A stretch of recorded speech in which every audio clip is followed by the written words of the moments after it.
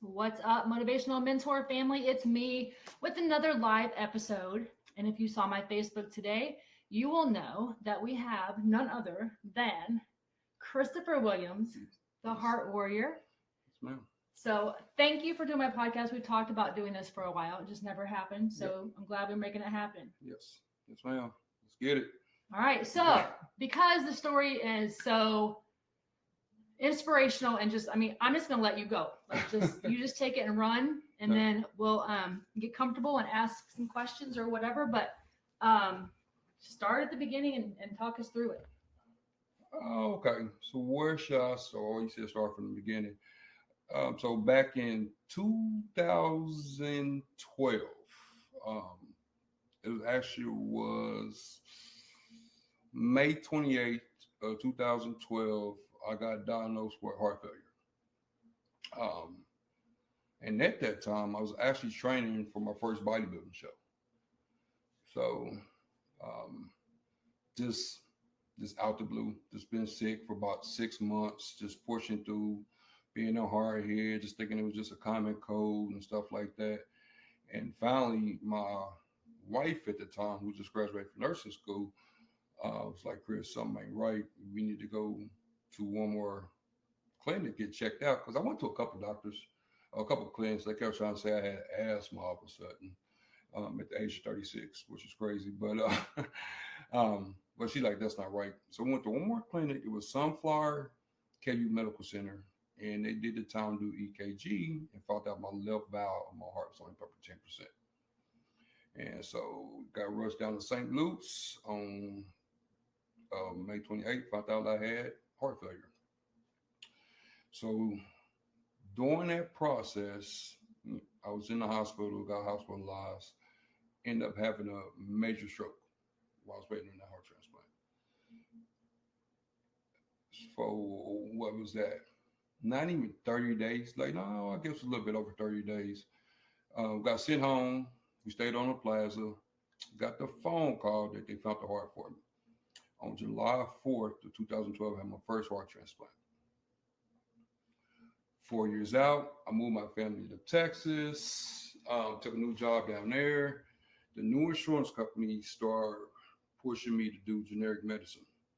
My antibodies at that time couldn't really take the uh, generic medicine. And so within 2 weeks, my new heart started rejecting. On February, it was Valentine's Day. So what's Valentine's Day? February 14th. Mm-hmm. I got a phone call from the doctor, the team down there that, yeah, you're rejecting. You failing again. So we went back home, we moved back home that weekend. My mom and dad came down and helped us back up the house, and we came back home. I went in for a checkup that following, what, 2 weeks after that, and ended up staying in the hospital for 8 months straight in ICU, waiting on that second heart transplant. So I started, so I was blessed enough to have another heart transplant February 3rd, 2017, after being in the hospital for 8 months straight. So further on down the line, so here just recently, I guess it's been about 2 months now, I had to go and get a pacemaker placed because I kept having blood clots, and so they had to thin out my blood, and the blood thinners was causing my heart rate to drop. So we had to place a pacemaker in there, and so that's where we've been at today. So it's been some up and downs through this whole process with the assignment I've been given. So I look at it. Even the first time around, so back in 2012 when I first got diagnosed, I was pretty upset. I was mad at the world. You know, I was the healthiest I ever been in my whole entire life. I've had basketball my whole entire life. Then all of a sudden I had to have a heart transplant. And so I looked at it wrong until I met one guy in the hospital that just had his transplant named Mike Parros. He made me look at the situation totally, totally different. And that's what started my journey, as I call it now, just assignments. You know what I'm saying? He gives us, and I say he, I'm talking about the Lord, he gives us assignments in different seasons. You know, it was just that season. It was time for it was my assignment to show his power how to get through stuff like that. To look at it different. I was given. We don't wake up and ask for cancer or heart failure or whatever that looks like. We don't wake up and ask for those things. Those things is given to us for to show his power. And that's how I had to start looking at it. Everything. So during that 8 months, when I went back into the hospital for the second time, I ended up writing two books. Created a company called Heart Warriors, and it was going out doing the motivational speaking and talking to schools, companies, and stuff like that. Working with a lot with the American Heart Association, but then COVID happened and kind of shut that stuff down. But those books helped me journal stuff that I was going through, share my story, helped me share that platform without everything I was going through. So that's what the Heart Warrior became. yes, that's when the Heart Warrior was born. I'm trying to think. I've known you for a year. Well, it's been a little bit longer than that. A little over a year. Yeah. Yep. Yeah, probably so. Yeah. So I've been watching this kind of play out a little bit and the struggles and just watching your mindset change from being completely honest with you when I first met you, a little bit of a victim mentality sometimes, Mm-hmm. which we all have. Yep. I've been doing that a lot lately, which you keep setting me straight. But to where you've now, your posts are different, your, words to me are different. Yeah. So you've definitely found some sort of positive aspect of it. And you Yeah. talk about his, his gifts. And Yeah. so how, if there's someone that's struggling, which I think there's a lot of us struggling right now. Mm-hmm. I've been very open about my struggle on the last couple of episodes. What do you say to people that want to quit? Because I'm going to be very open right here. Not that long ago, I called you on a Sunday and said, I don't want to be here. And you talked me off the ledge. So when someone's in that space, and I called you because you've been there, and I knew you would understand without judgment or anything. So what do you say to people that are in that space? Well, the first thing I do, if they don't know me, if somebody that's reaching out to me, I'll explain my story, what the things I went through. And I didn't, to be an open book, and I wrote everything about it. Yeah, I tried to commit suicide before.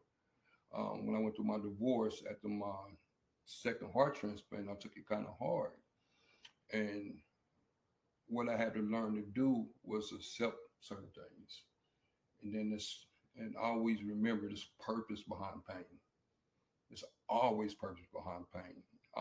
You just gotta, the things you face, you gotta surround yourself and set yourself up, set those boundaries, healthy boundaries, get out the house, or whatever that looks like, finding that place of peace. He's gonna give us something he gonna challenge. He's gonna challenge us. One thing I learned to do was be careful what I pray for. When I was going through those dark times and facing that stuff, I asked for it. And the reason why I say that is I asked God to make me a better man back in 2017. And no, 2019, I'm sorry. And what he do? He took me through a divorce. Taught me how to learn, stand on my own 2 feet. I was the only child raising up. My dad was in my life, but my mom and dad wasn't together. But I was always up under a woman. And so for me to become a better man, I had to go learn how to stand on my own 2 feet. And it was rough. I hated it.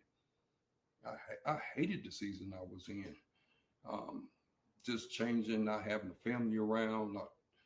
I know I didn't cook no more. I stayed moping, like you said. I used to post stuff and just being down on myself and had to find inspiration inside myself.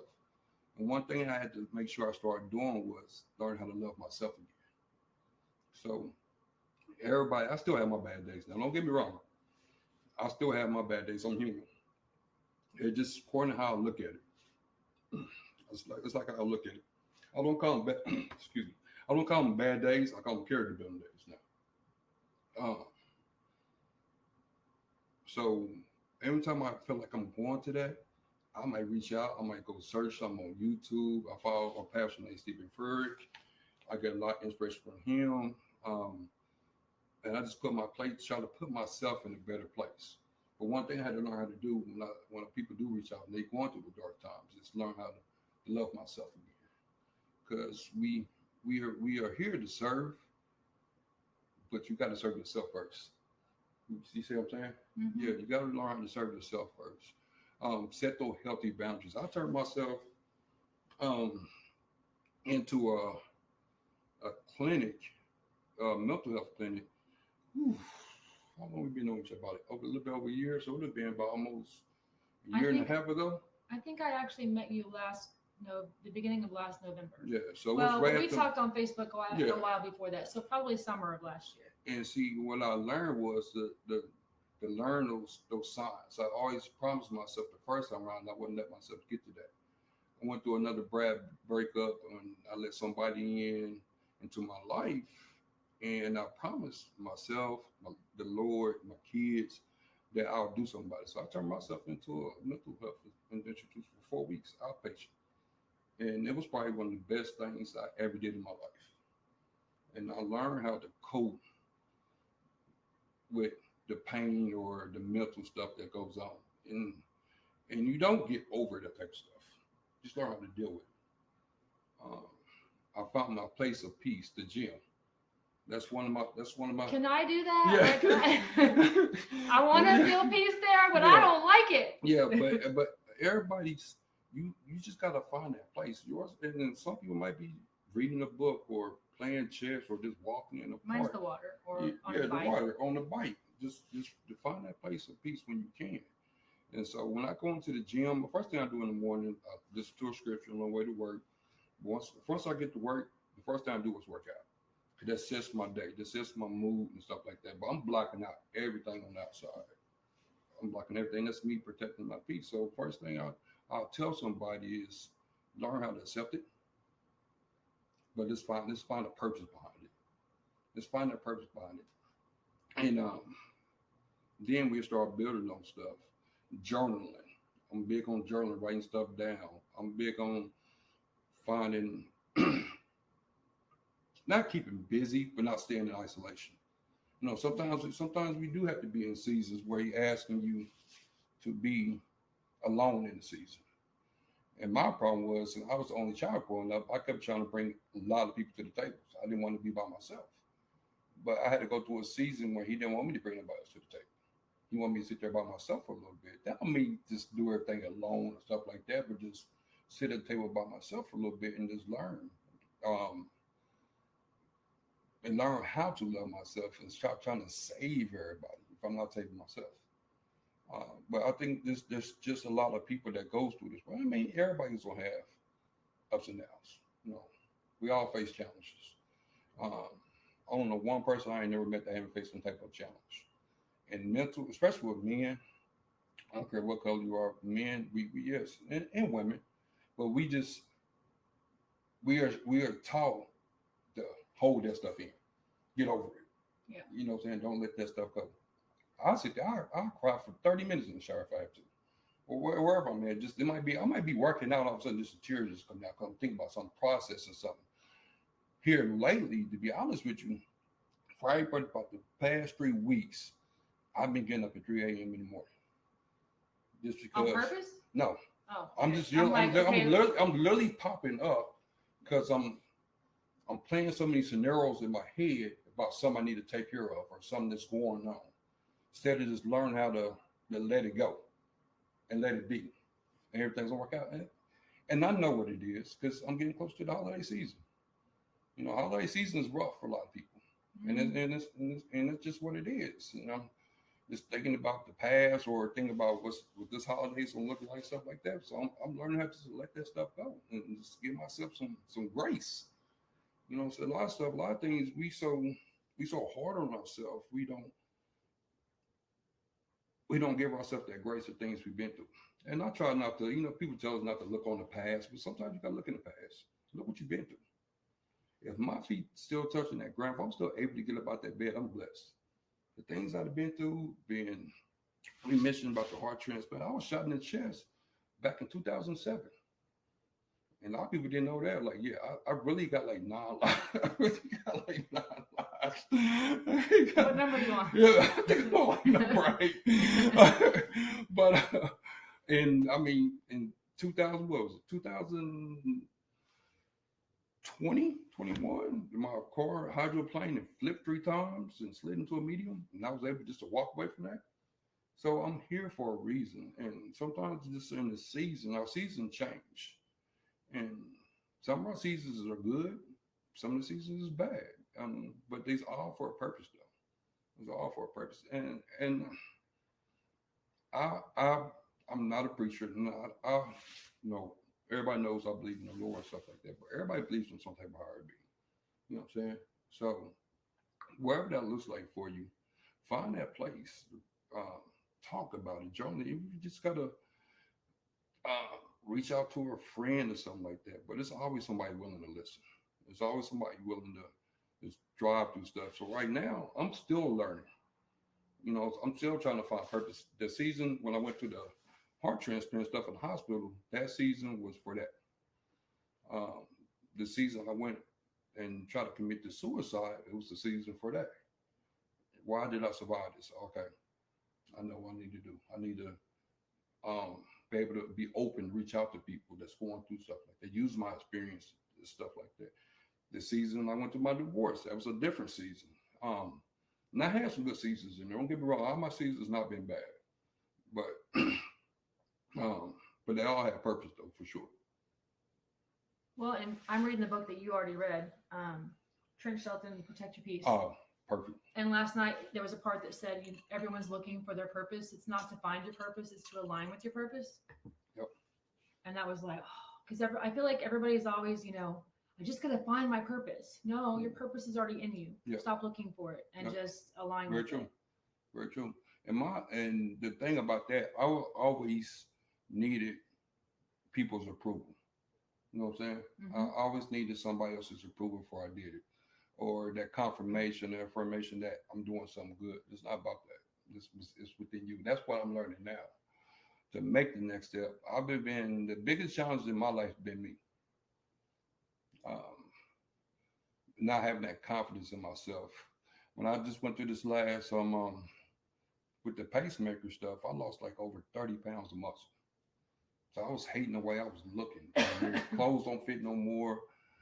Everything's fall off. Everything back. I really hate the way I look. And that was something that I had to do with here lately.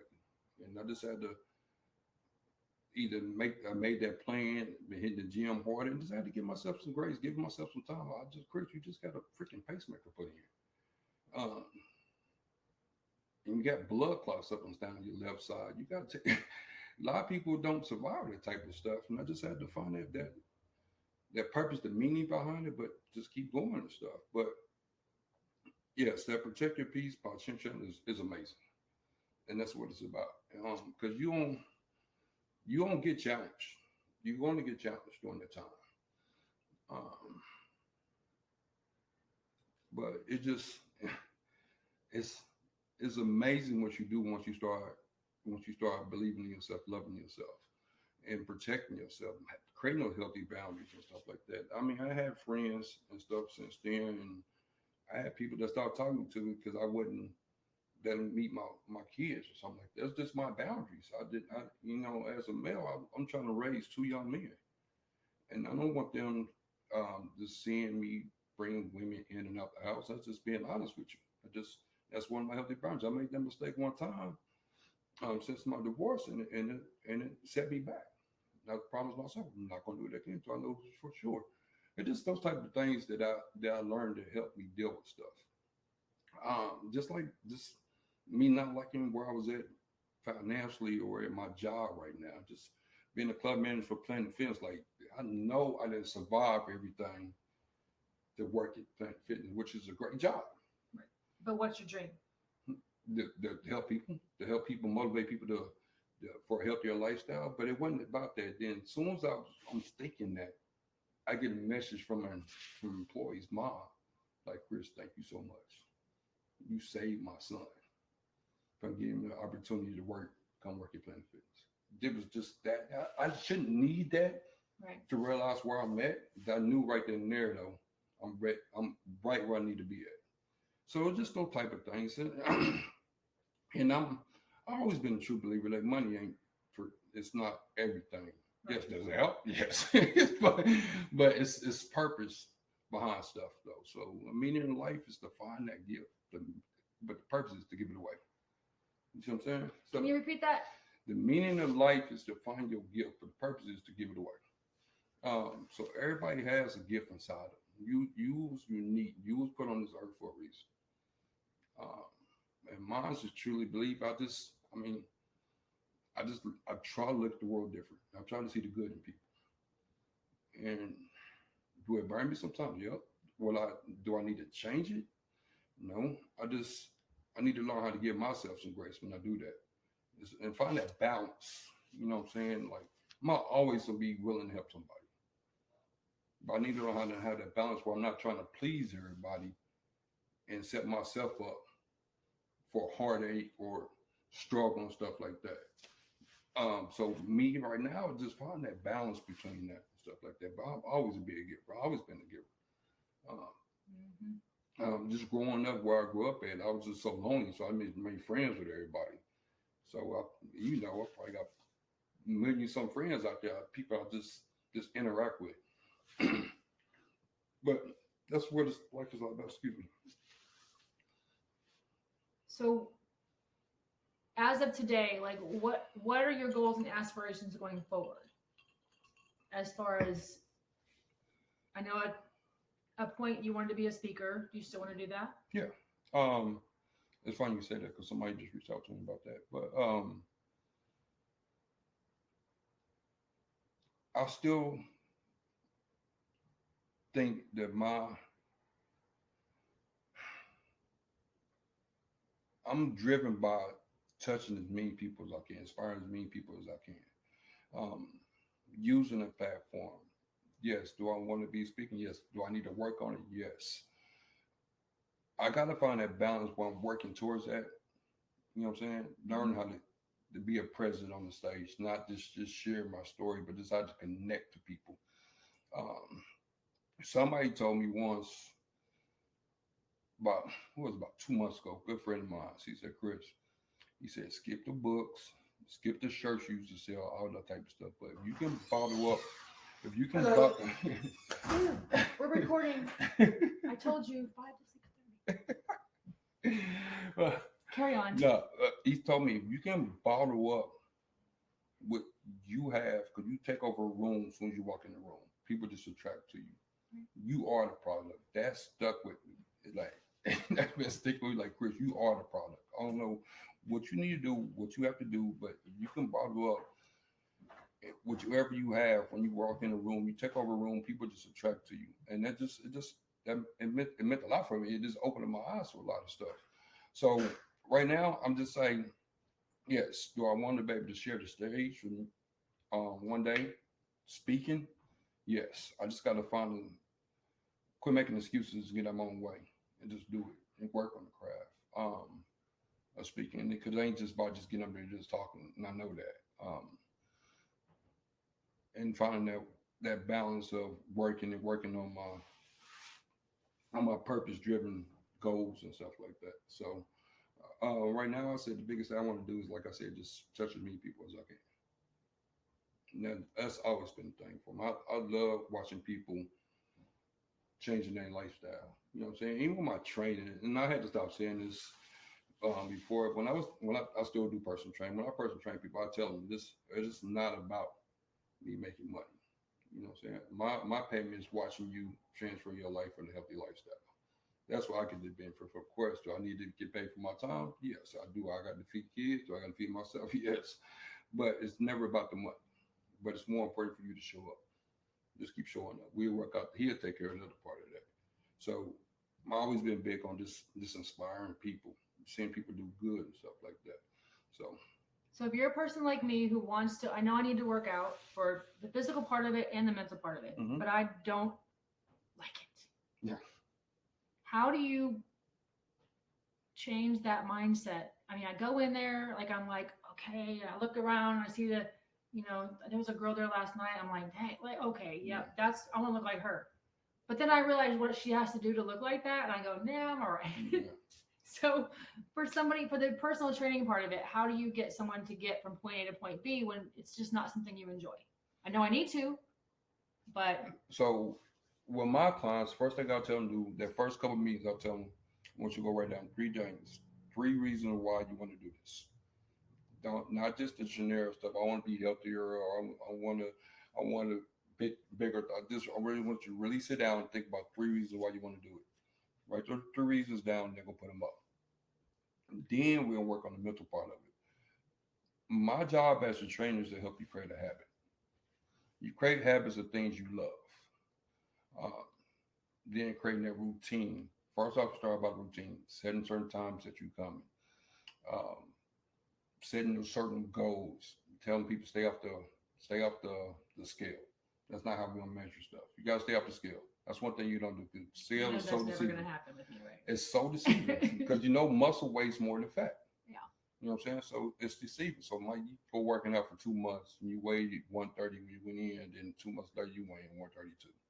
You won't be upset. Like what the hell? I gained 2 pounds. Nope, you gained 2 pounds of muscle. So we do measurements, but I want to have you write down the 3 goals. There's gonna be a time you want to quit. There's gonna be a time you want to quit when you don't feel like going. That's where you break out those goals, read them again. So it's all about working on the mentality part of it. The gym should be the fun part. You know what I'm saying? And you ain't have to go in there and just lift for 2 hours of strength training and stuff like that, or cardio for 45 minutes to an hour every day, stuff like that. It's about you creating a routine and a habit. Um, so for me, for somebody like you, I'm just telling you, stay focused. So stay focused on yourself, because I'm like that. I'm a trainer.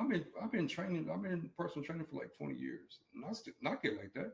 When I see other guys in there just bigger than me or stronger than me, like I ain't lifting all that much, but I'm over here struggling. Just I'm thinking the same thing, but I know it's a process. I know it's a process to get to where I want to be. But then I look back where everything I've been through, 2 heart transplants and stroke and shot, and they're like, I'm doing good, doing good. But you got to learn to give yourself some grace because you showed up at the gym. First of all, I if you think in my, there, if you in there looking at somebody doing it, and you in the gym.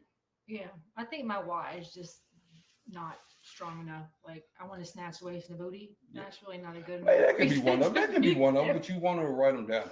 Yeah. Write them down, put them up, and then go break them out. When you don't feel like going, break out the watch. So you got to put them on your bathroom mirror. You got to put it inside your purse, put it in your car. Whatever you need to do, just write them down.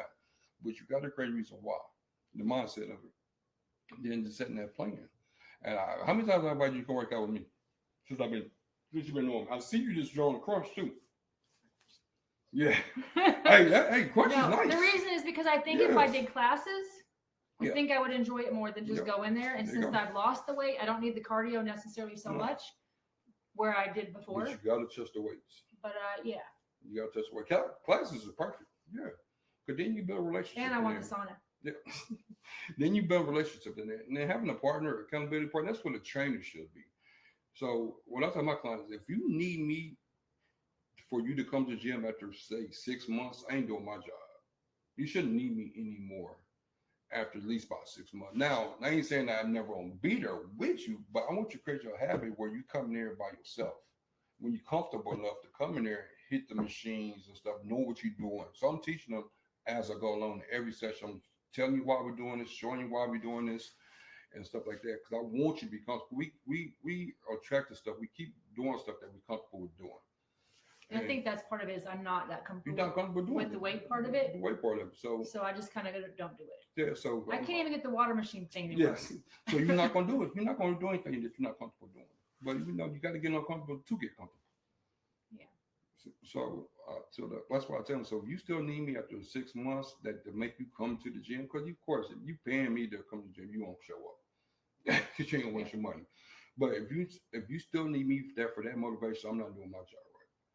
So we something that we need to fix. Something I need to fix. Something I need another angle I need to do. But it's gonna start with you though. It's gonna start with you. It's gonna start with you just setting that mentality, writing those 3 whys. Even if you gotta do 5 or 6, I mean you need to do just write them down and put them up. Then when you need to break them back out. Fair enough. So, is there anything else you want to talk about? You want to get information out there that you feel like people need to know to motivate them? um,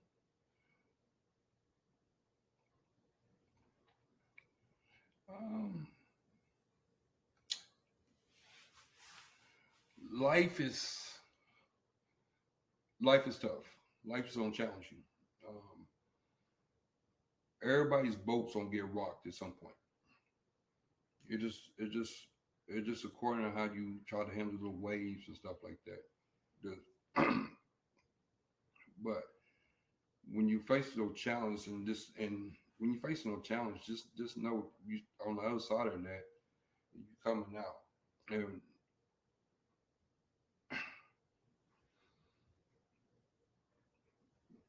you put me on the spot with that one. I thought I was ready. I knew you was gonna ask me something like that. I thought I was ready. I just didn't want to have you. I didn't want to miss an opportunity for you to say something that you didn't get to cover already.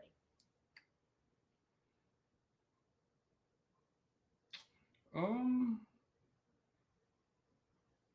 self love.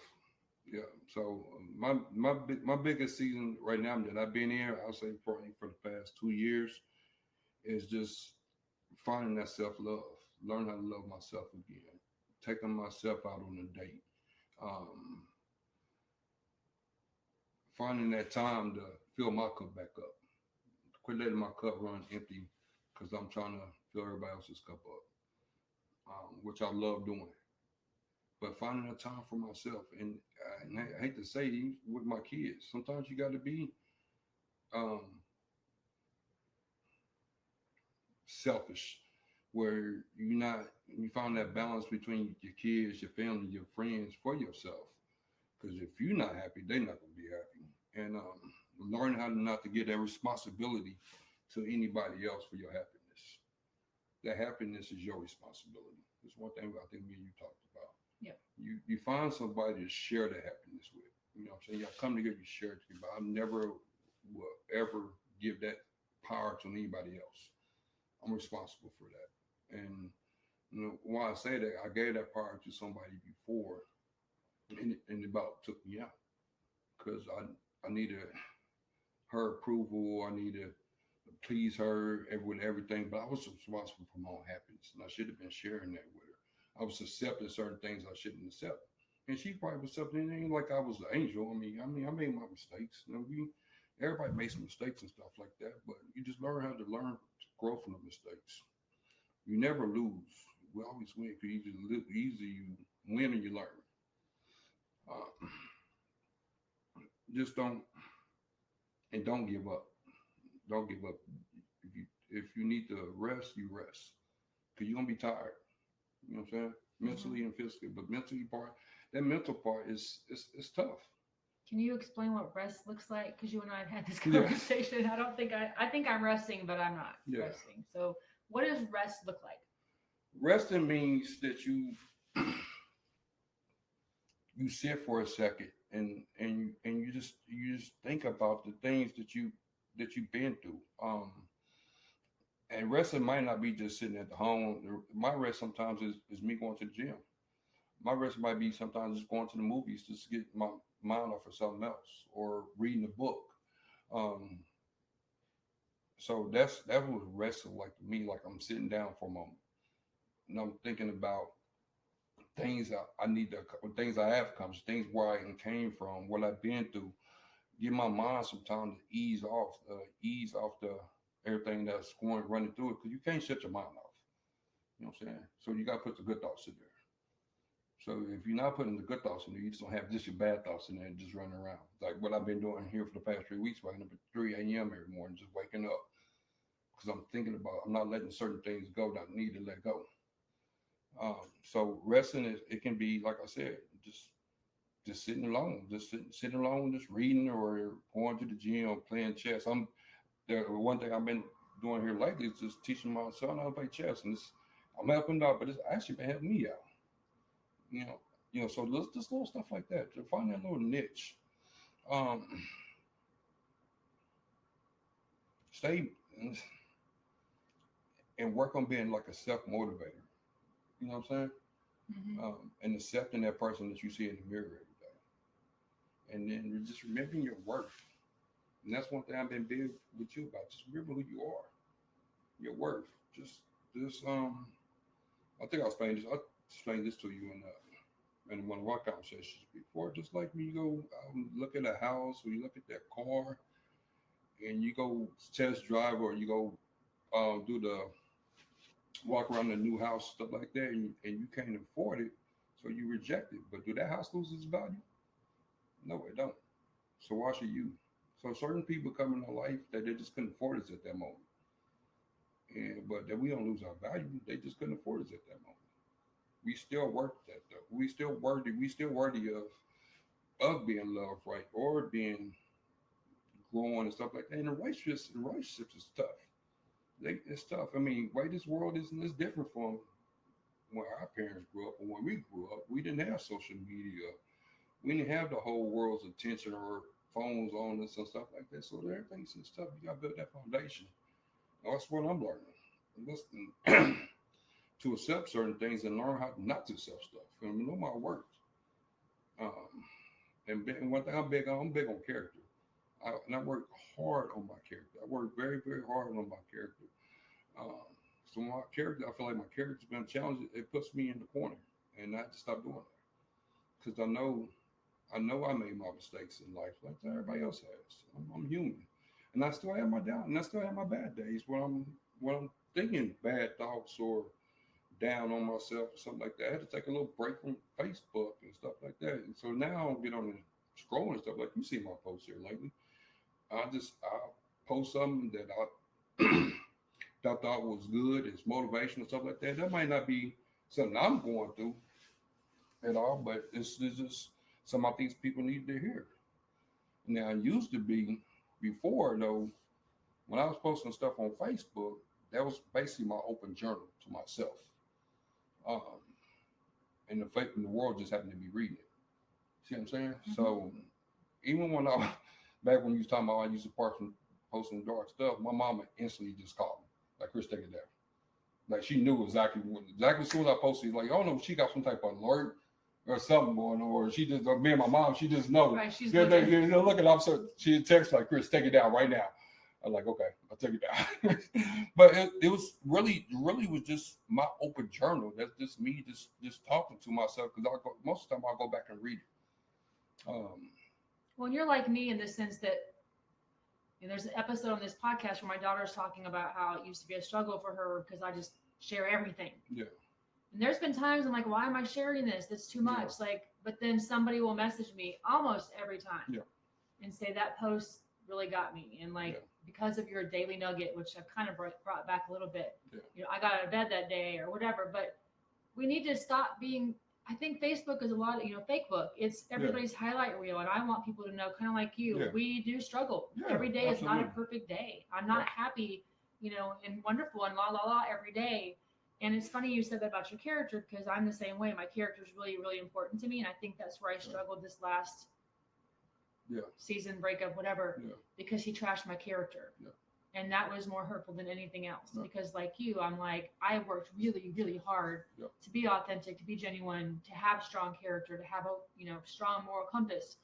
And just that fast, somebody was just tearing it down. So I get that. Yeah. And we got to start trying to open doors he's trying to close. You know what I'm saying? Yeah, you keep telling me. Yeah. And now that I look back, I'm like, yeah, the door was closing. Yeah. But I just, for whatever reason, we go back and we. But you didn't lose though. You learned. Yeah. You know what I'm saying? We never lose. But Facebook and I'm say I do that too because I compare myself. I sit there and compare myself to somebody else's life.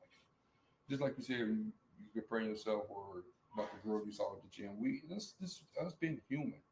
Do we want to live a path like that we see on Facebook and like that, like the fake Facebook and stuff like that? Yeah, I do it all the time. I compare myself like I should be better off than what I am right now. But then I have to sit back and learn, like, Chris, look what you've been through. Look what you've been through. And then like you said, somebody all of a sudden I get a post like, Chris, thank you so much. For what you said and stuff like that, or about your posts and stuff. But it just the world is tough though, but and it's not made for us to go through alone. The, and I know that. I ain't saying that you just have to be with somebody, your significant other, but just with friends and family and stuff like that, or a stranger. It just he's on saying he's on put people in your life for a reason. You know, some people stay for 2 or 3 chapters. Some people just stay for 1 chapter. But he's on put those people around you for a reason, and it's either to learn, grow, or grow together, or whatever it is, financial help, or whatever it is. It's always for a reason. There's always something behind it. It's always purpose. That's one thing. If I had this, you asked me a question earlier about for one thing I want to tell people. There's always purpose for your pain, and sometimes the pain is good pain. Jim, I think it's good pain because it's helping me grow and stuff like that. So sometimes it's mental pain, but it's always purpose behind it. Always purpose behind it. It just I ain't saying you gotta be just always looking at the good and people stuff like that, but it's always some purpose behind the things we go through. So yeah, so I had to be careful what I was praying for. I was praying for patience. So what is he gonna do? He gonna give me opportunity to be patient. I pray for strength. He gonna give me opportunity to be strong. So just be careful what you ask for. You want to receive it might not be the way you want to receive it, but you want to receive I prayed to not want to drink everywhere I went, and now I can't drink at all. I'm allergic completely. Yeah. But yeah, Yeah. you got to be careful what you pray But for. it's still a shining behind it though. You know, um, that storm eventually is going to run out of rain. You know what I'm saying? That's one thing I always tell people. You just got to hold to that umbrella just a little bit longer. It's gonna run out of rain. And I got that from Church Hamilton. Yeah, I read all of his books. So I started following him when I was in the hospital. Um, my first time around, I started following. He made me really want to get on the stage and this is presence and stuff like that. But I used to hate talking in front of people. I hated in school. I hated speech class. I used to get nervous while I get to talking fast, or I get to mumbling and stuff like that. And it just, I really enjoy it, but I know I need to work on it. So I just been in my own way doing it. You know what I'm saying? Because I've been given this gift, this blessing that I need to share.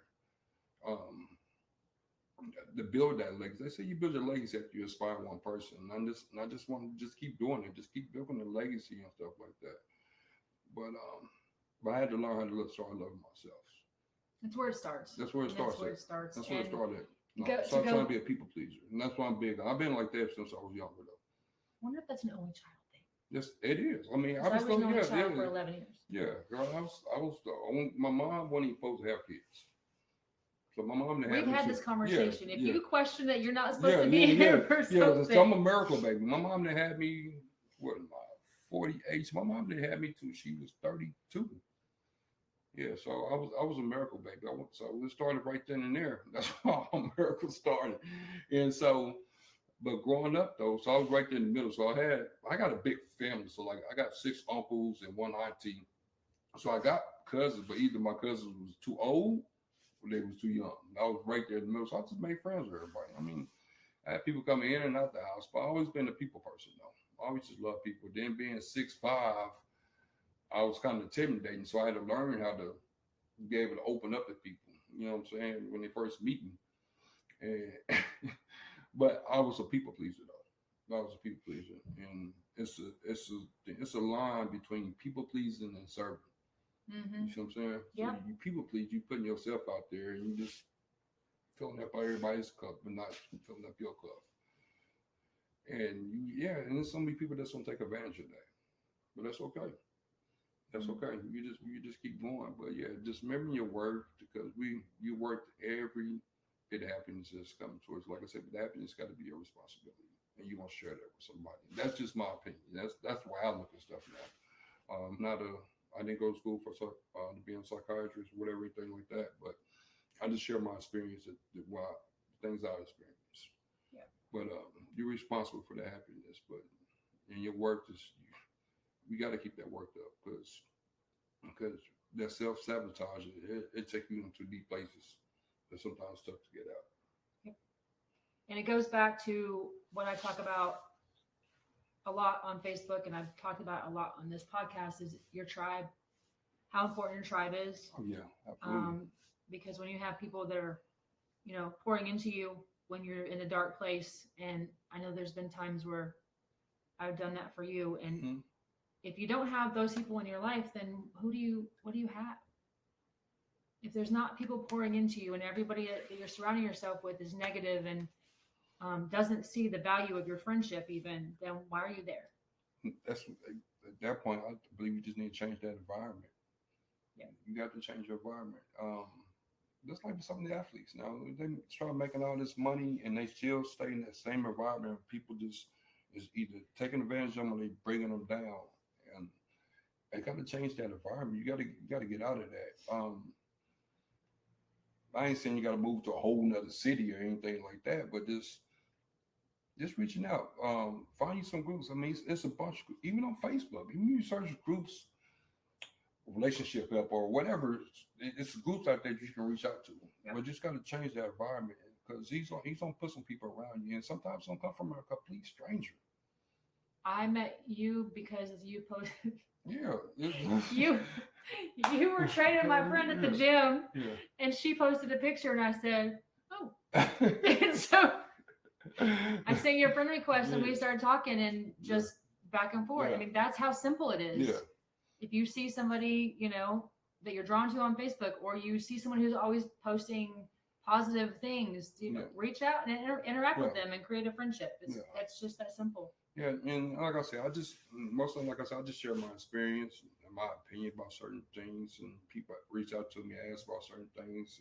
I don't try to tell them what to do. Like first thing I tell them, I'm not a doctor, but I am can share my experience, what I did to face that, and I think he took me through a lot, so I can share those experiences. Yeah. Like my seasons have been changing a lot, from the heart transplant, the mental aspect of it, training, raising boys in this time of days. My daughter's amazing. I know she probably get mad at me when I always gonna mention her, but but raising these kids, period. And I think I did pretty good. Jameer being up being a police officer, Jason being the nurse, and they went through a lot. They went through a lot watching me fight for my health and stuff like that. But they've been my tribe though. And that's been the reason, some of my reason why I kept pushing through and stuff like that.